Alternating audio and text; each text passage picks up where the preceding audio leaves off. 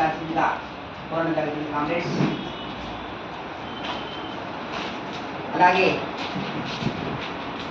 ఈ సమావేశానికి ముఖ్య న్యూ డెమోక్రసీ జిల్లా నాయకులు నున్న అప్పారావు గారు పరిచయం చేసుకోవాల్సిన, కనపల్లి యాదగిరి గారు పరిచయం చేసుకోవాల్సిన కోరడం జరుగుతుంది. అలాగే తెలంగాణ ఉద్యమకారుల కన్వీనర్ సోమ రామమూర్తి గారు పరిచయం చేసుకోవాల్సిందిగా కోరడం జరుగుతుంది కామ్రేడ్స్. అలాగే కేడల అలాగే నర్ర అలాగే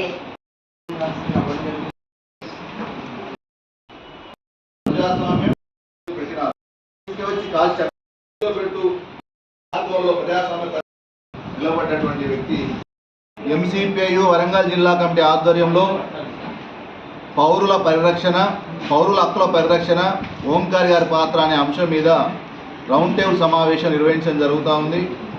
ఈ సమావేశానికి వివిధ వామపక్ష పార్టీల నాయకులు, సామాజిక ప్రజా సంఘాల మేధావులు వీళ్ళంతా కూడా హాజరు కావడం జరిగింది. ప్రస్తుతం పౌర హక్కులు అనేటువంటి భారతదేశంలో ప్రమాదంలో పడ్డటువంటి పరిస్థితి ఉంది. వ్యక్తి స్వేచ్ఛ, సమానత్వ హక్కు, దోపిడీకి వ్యతిరేకంగా పోరాడే హక్కు, రాజ్యాంగ పరిరక్షణకు ఇవన్నీ కూడా ఈరోజు వ్యక్తి స్వేచ్ఛకి సంబంధించినటువంటి అంశాలు, పౌరునికి సంబంధించిన హక్కులకు సంబంధించిన అంశాలు. వీటి మీద పాలక వర్గాలు ఏవైతే భారత రాజ్యాంగం మీద ప్రమాణం చేసి ఎన్నికయ్యాయో వాటినన్నింటిని కూడా తుంగలోకి వాళ్ళకు అనుకూలంగా మార్చుకొని వ్యక్తి స్వేచ్ఛకు భంగం కలిగిస్తున్న పరిస్థితి ఉంది. ఇలాంటి పరిస్థితులలో వీర తెలంగాణ రైతాంగ సాయుధ పోరాట యోధుడు, మాజీ ఎమ్మెల్యే, అసెంబ్లీ టైగర్గా పేరు తెచ్చుకొని మొత్తం ఉమ్మడి ఆంధ్రప్రదేశ్లోనే ప్రజల కోసం పనిచేసి తమ జీవితాన్ని సర్వస్వం అర్పించినటువంటి కామ్రేడ్ మద్దికాయల ఓంకార్ గారి శతజయంతి వార్షికోత్సవాల సందర్భంగా ఈరోజు పౌర హక్కుల్ని పరిరక్షించేందుకు పూనుకోవాల్సిన అవసరం ఎంతైనా ఉంది. ఆనాడు భారత కమిషన్ వేయించి మనిషిని చంపుకోవడం అనేటువంటిది రాజ్యాంగ వ్యతిరేకం, దానికోసం ప్రతి ఒక్కరం కూడా పోరాడాలని చెప్పేసి అని అసెంబ్లీలో సుమారు 2 గంటల పాటు మాట్లాడిన పరిస్థితి ఉంది.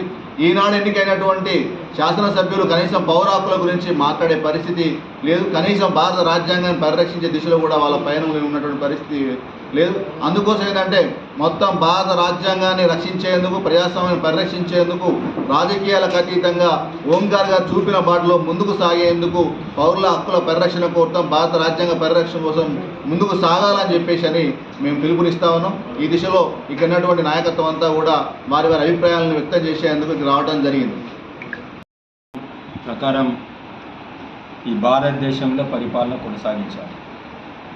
పరిపాలన కొనసాగించాలంటే తమ పార్టీ, తన వ్యక్తులు అందరూ కూడా అధికారంలోకి రావాలి. ఈ అధికారంలోకి రావాలన్న ఆకాంక్ష ఎక్కడ పెరిగిందంటే ఈ మడత పేచి రాజ్యాంగంలో కొన్ని లొసుగులు వాళ్ళు అనుకూలంగా చేసుకొని పదవినెక్కడానికి వాళ్ళు నానా యాస, పడియాసలు అవన్నీ పడుతూ ఉన్నారు. చివరికి ఎక్కడికి వచ్చిందంటే పౌర హక్కుల వారికి భంగం కలిగించే విధంగా ఇంకా కొంచెం ముందుకెళ్తే నక్సలైట్ పేరుతోటి, లేకుంటే ఇంకొక పేరుతోటి వాళ్ళ అధికార దాహం తీర్చుకోవటానికి ఎన్కౌంటర్ల పేరుతోటి ఈరోజు ఈ వ్యవస్థలో కొనసాగుతూ ఉన్నాయి. ఇప్పుడు ఇవి కామ్రేడ్ ఓంకార్ గారి శత జయంతి సందర్భంగా వారి పౌరుల హక్కుల పరిరక్షణ కోసం మనం ముందుకెళ్లాలని ఒక రౌండ్ టేబుల్ సమావేశంలో ఎంసీపీ పార్టీలో ఈరోజు జరుగుతూ ఉన్నది.